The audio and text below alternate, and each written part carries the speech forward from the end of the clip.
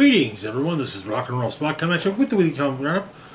We're about the midway point of this week's DC books, so let's keep on going with The Flash, number 17.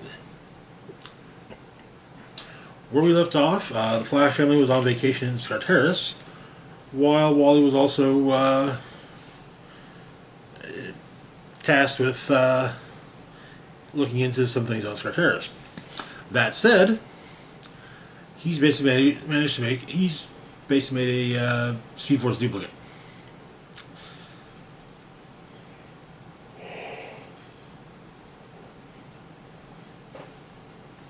And it turns out that Wally's daughter Irie can basically mimic his biometrics and access the JLA watchtower. There's also some strange goings on outside of Scarteris. So the issue opens with Mr. Terrific, Nightwing, Black Canary, Flash, and Irie aboard a Justice League jet, and they're discussing the rage outbreaks. Irie knows where all of them are, and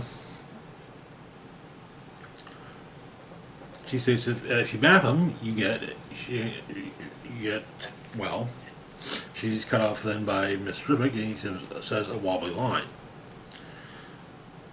However, she has, if you plot from above, centered on geomagnetic north, the entrance to Scarteris, 7-pointed star, symbol of the ancient Atlanteans. But only 6 places were named. The gap, however, is in the middle of the ocean. Nightwing wonders how they know what they're looking for, and Mr. Terrific's pretty sure they found it. So the Justice League are basically getting, the League members show up and try to figure out what's going on and especially with this ice tower. Dr. Occult shows up, joining them, as well as Professor Pilgrim, and Mr. Terrific says that the two of them are is a classic WES outbreak. Wandering esoteric smartass.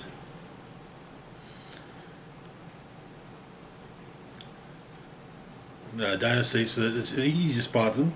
They can't admit they don't understand stuff, so they just say fascinating and keep moving. Also, Dr. Occult and Professor Pilgrim are making jabs at one another. Largely, Professor Pilgrim is making jabs with Dr. Occult.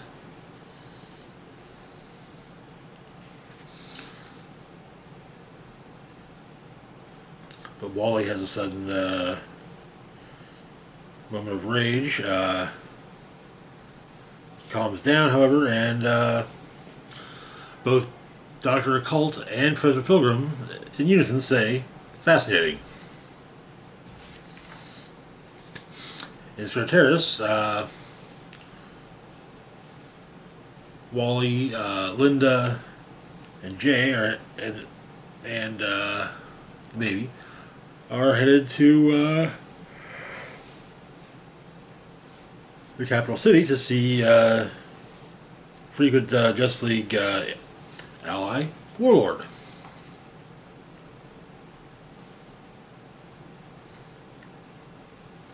But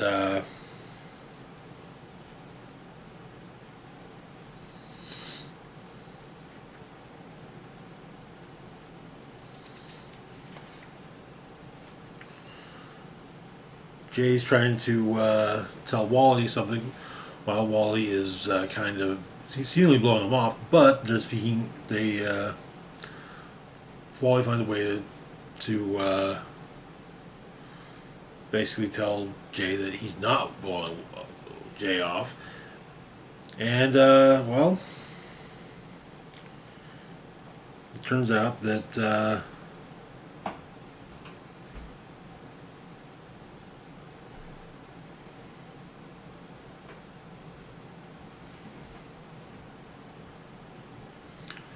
there's a black energy like poison leaking from Warlord's eye.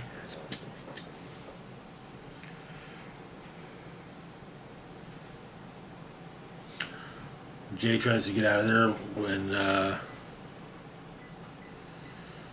on Wally's command, and Wally goes after Warlord, revealing Warlord to be Eclipso, who seems he's had a bit of a drastic shift in methodology and moods, and seems to be just having one of fun.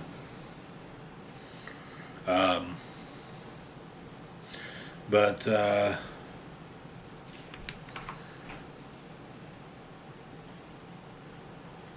he also shows off some of the ancient Atlantean technology he's found in the Palace of Shalabal and name it reality adapters. They can all at their most basic function though is teleportation chambers. But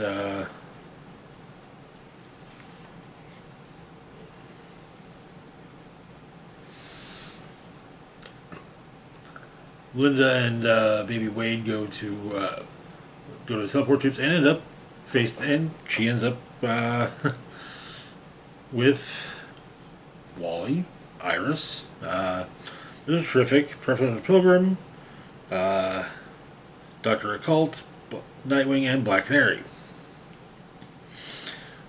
And Wally and Linda have a bit of an argument, but Iris interrupts it when she points out Jay's not there.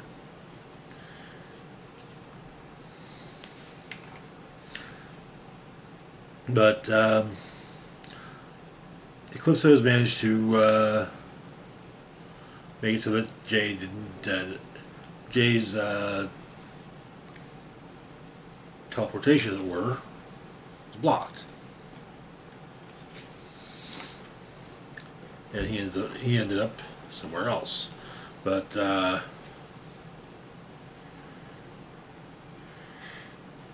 this seems to be now more about spreading happiness to the people of Scarteris. But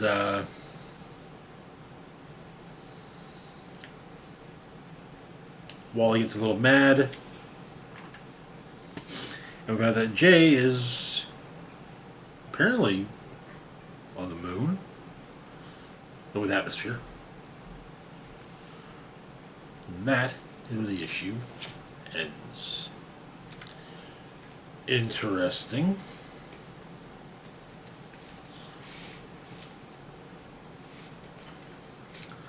I wonder if Black Diamond, if Eclipso is still bound to the Black Diamond, but I guess we'll find that out at least hopefully next issue.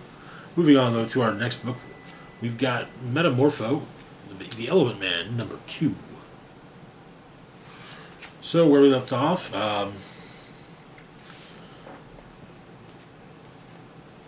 Metamorpho, his girlfriend, her father, and father's bodyguard, kind of got wrapped up in a conspiracy involving a group known as Cyclops, who are in opposition to Shade, a well-known covert ops-ish group, whose membership includes the Element Woman. So, The issue opens. Apparently, the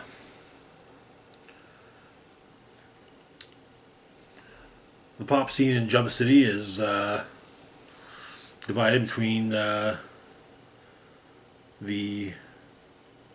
more contemporary stylings of Sugar Sweet, as well as the slightly less contemporary stylings of, well, Sapphire Stag.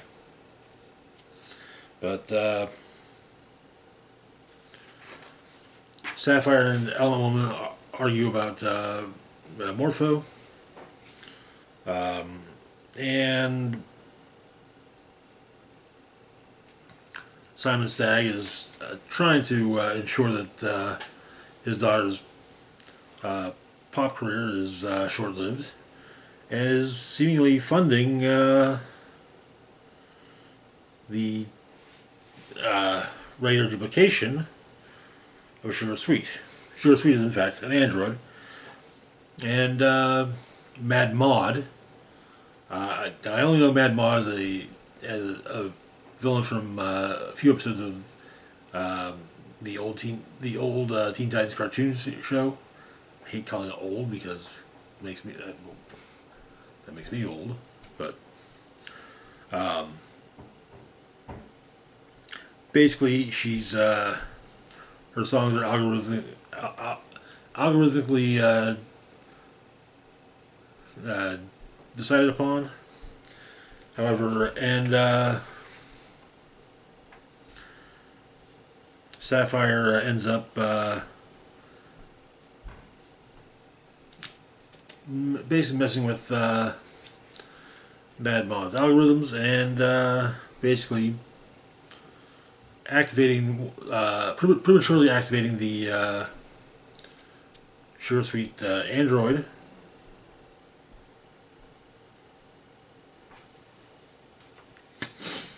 Leading it to attack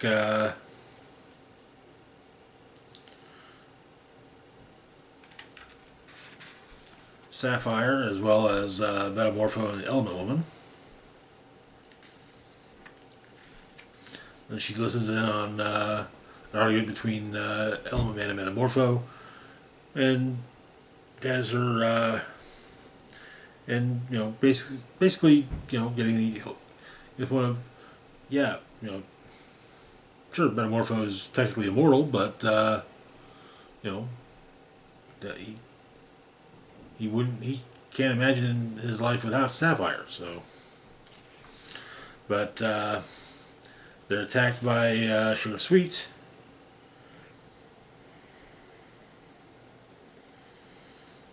And the Sugar Sweet android is quite durable, but Element Woman and Metamorpho managed to take her down.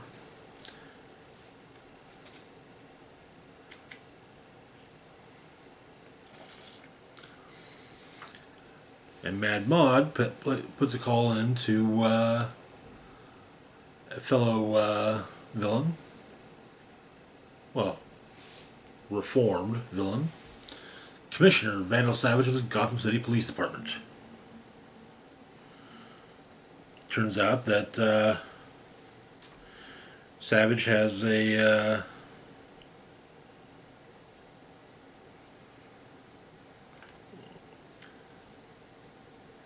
in with Cyclops, and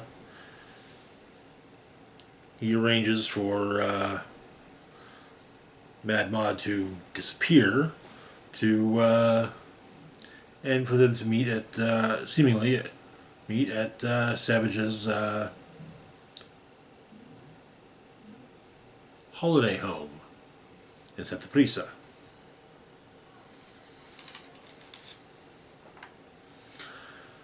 While he also intends to look up an old friend. Simon Stagg's bodyguard, Jabba, who's apparently an actual caveman as well. So, but that is where the issue ends, and it's it current 2 issues in, and it feels honestly, it feels disjointed aside. The series is feeling really disjointed aside from a few pages. I do like the idea that Vandal Savage potentially knows Java from back in the day. I'm looking. That's actually what I'm kind of looking forward to with the next issue is everything involving Java and Vandal Savage, or at least rather within the first storyline. But moving on to our last book for the moment, we've got Power Girl number 7.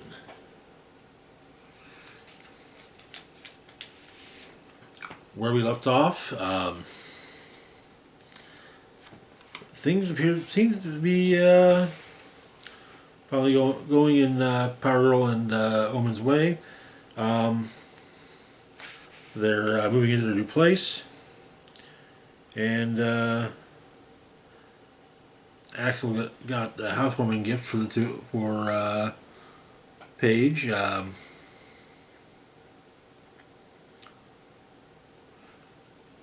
There's also something from the Charnel House of Godthought called the Mars Bell, and it's 10,000 years old.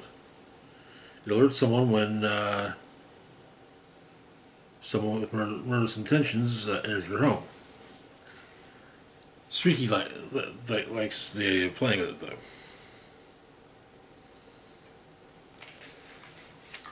But Steel and Power Girl are working on the last of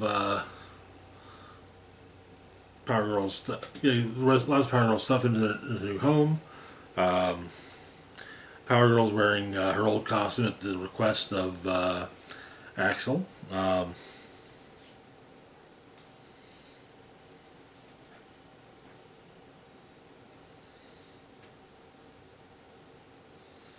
But their last roommate shows up. Also, Steel and Power Girl help with construction, the final bits of construction to the building, and they say they should have a housewarming party, and that Axel should probably invite some hotties from Asgard.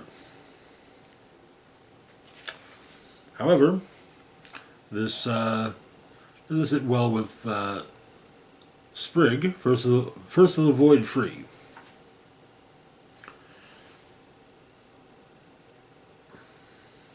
But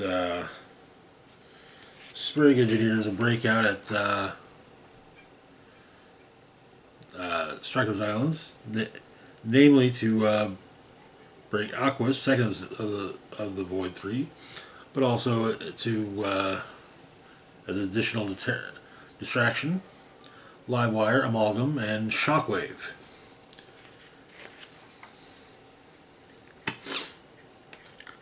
Aquas is probably taken care of, as well as Amalgam and Shockwave.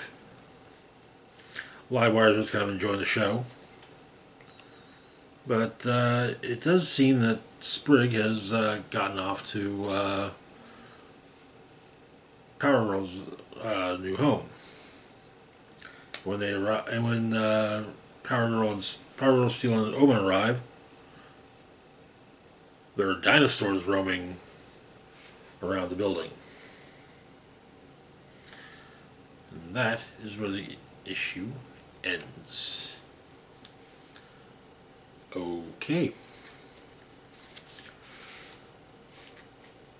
Dinosaurs suddenly showing up in Metropolis is not something I expected in really any of the Superman books, but here we are. Anyways, that's going to do it for now. As always, feel free to like, share, and subscribe.